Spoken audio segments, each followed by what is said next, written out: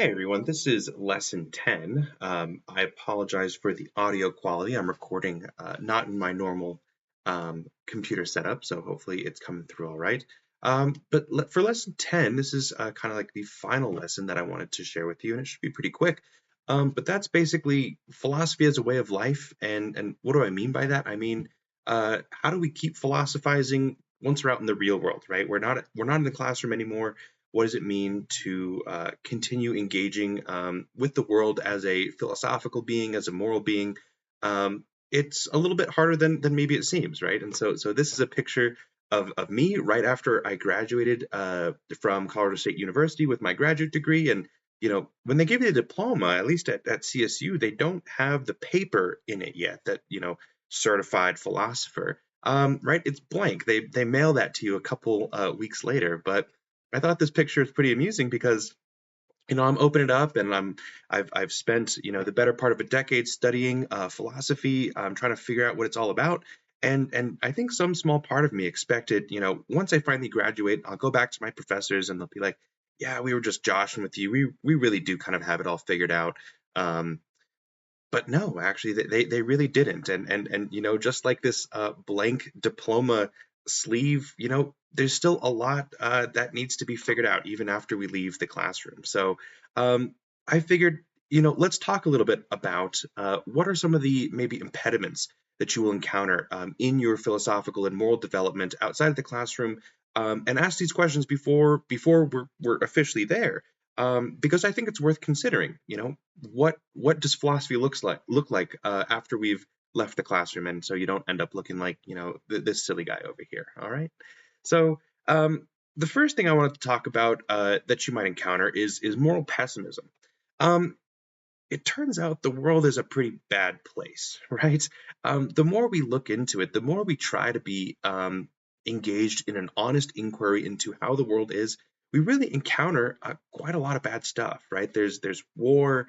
There are people who are just in need of kindness and even sometimes more basic than that, right? Food and water and the basic essentials to survive. And on top of that, we're in a world that is rapidly changing in climate, and that presents a lot of uncertainty. A lot of this provides a degree of existential uncertainty, and this can get pretty intense, especially as you continue to engage with the world philosophically. Um, as part of my graduate program, for my master's thesis, I was originally studying something called antinatalism. And this is kind of a pretty obscure bit of philosophy, but it's the idea behind it is, what happens if we take some of our basic ethical premises to the extreme?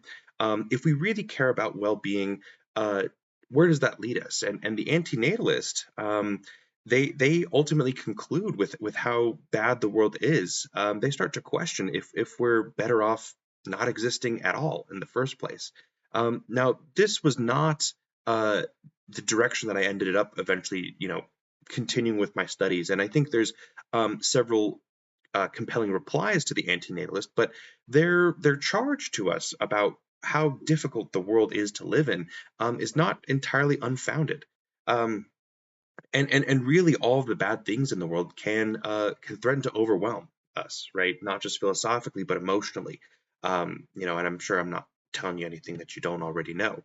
But what do we do when the world when it hits us, right? How much suffering is out there, how much pain, and how can we prevent our retreating from that, right? How do we honestly engage with the world and yet not let it overwhelm us? I don't know if there's any obvious answers here, right? Um, One option is to get angry about it, right? There seems to be a tremendous amount of injustice in the way that the world is, and especially when, as ethicists and philosophers, we can pinpoint exactly where that injustice and where that wrong has occurred. So part of it is to get mad. I think I've included a video along with this lesson that's just an epic monologue from a movie called The Network. Um, but I think it's a challenge for us to not try to intellectualize it, but to rather acknowledge, right? This is bad, but maybe there's still something that we can do about it here, right? In some senses, it might be appropriate to distract ourselves, right?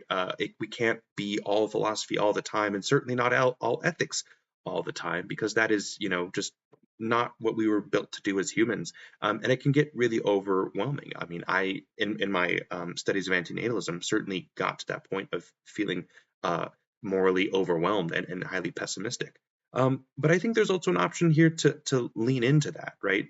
And I'm not saying nor even recommending that all of you should become professional philosophers.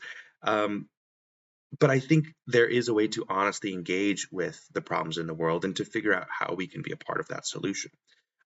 So again, I'm not particularly prescribing any one response to how the world is, but as budding philosophers and ethicists yourself, I think it's worth asking yourself, what do I do when the world threatens to overwhelm?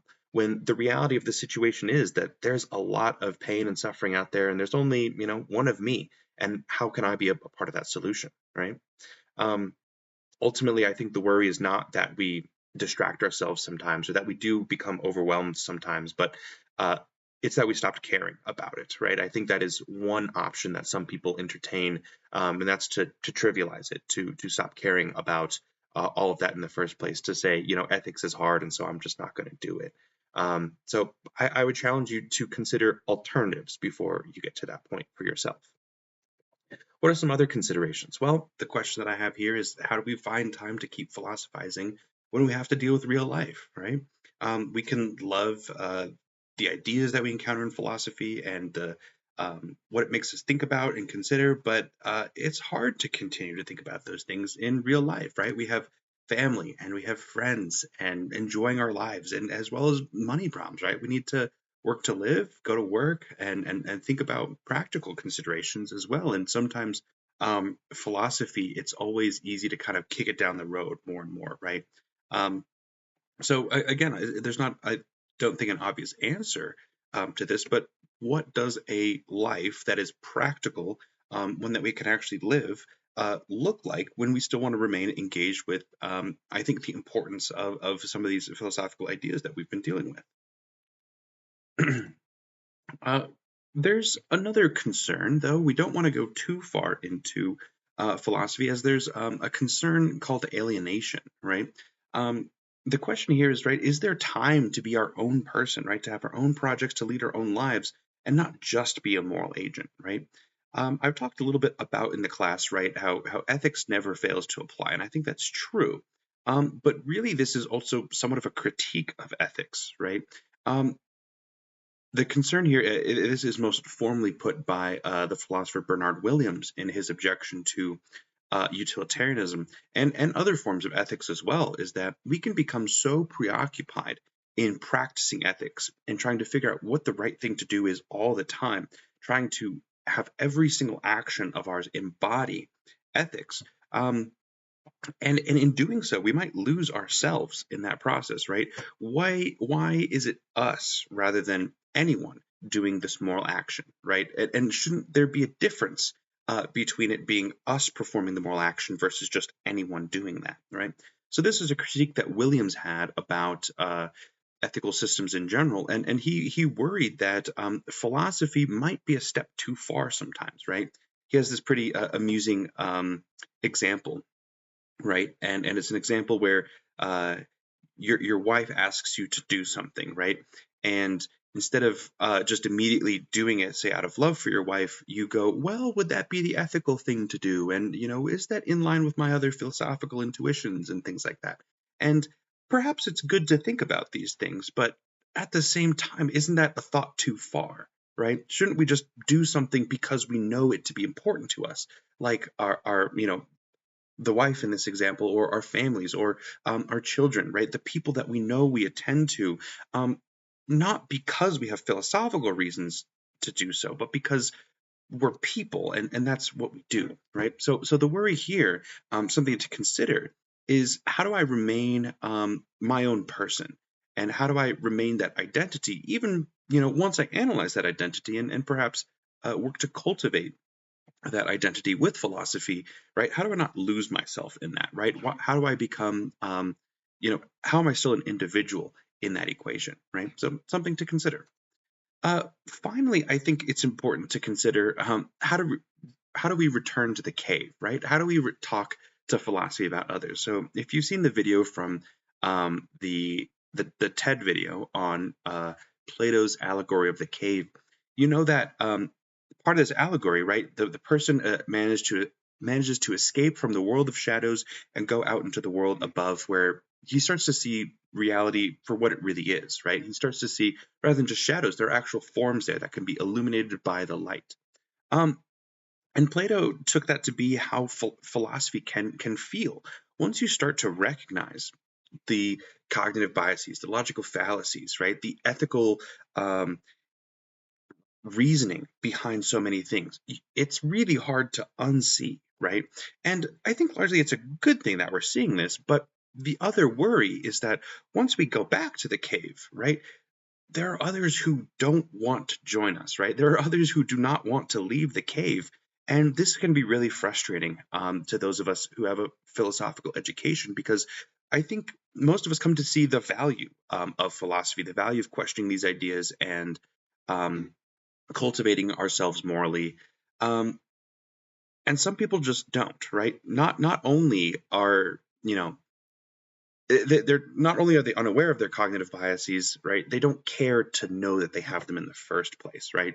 This is what the feminist philosopher Melanie Bowman called meta blindness, right? An incapacity um, to self-reflect, right? Or in this case, right, a desire not to self-reflect.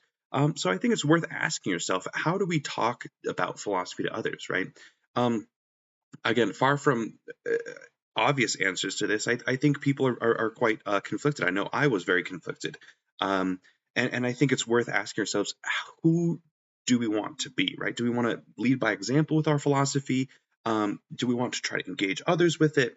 Does it mean that we become more engaged in the political landscape? Does it mean we start to question others on their assumptions? And again, far from obvious answers here, but there's risks of being, that classic annoying philosopher, right, who's always kind of questioning assumptions and in basic conversations. I think there's also a real risk of alienating others, right? If they're not seeing things the way that you are, and sometimes that becomes so obvious, right, when you're seeing something and someone's not, right? It's harder to engage with that person, and it can actually drive them away. I've encountered some of this in my own life. Um, so all that's to say is that we want to be aware that not everyone is starting from in terms of philosophical conversations where we are, right? And we want to take that into account, and we want to recognize that they might have a long way to go. They might not want to go that direction, and so it's worth considering again before we get out into real life. How do we want to live as philosophers, not just study as them? And that's really my presentation, right? I don't have a whole lot of answers for y'all, right? If we return, I'm still largely this same guy here, right? I'm still trying to figure out, what exactly am I supposed to be doing here, right? What does this qualify me to talk about? What kind of direction is it supposed to give me, and how do I live my philosophy rather than just study it or turn it into a career. So I think that's an ongoing question, and one that I invite you to consider. And that's really the purpose of this week's discussion post. I'm excited to see. Many of you are not going into careers in philosophy, and so how do you plan on taking this with you? I'm really interested to see your responses, and maybe you can help me out a little bit as well. So um, that's the last lesson. I have a personal farewell video for me, but otherwise, thank you so much for participating in the class, and I look forward to seeing all of your final exams come in, and you guys are going to ace those, and to seeing philosophers, all of you, out in the real world as well.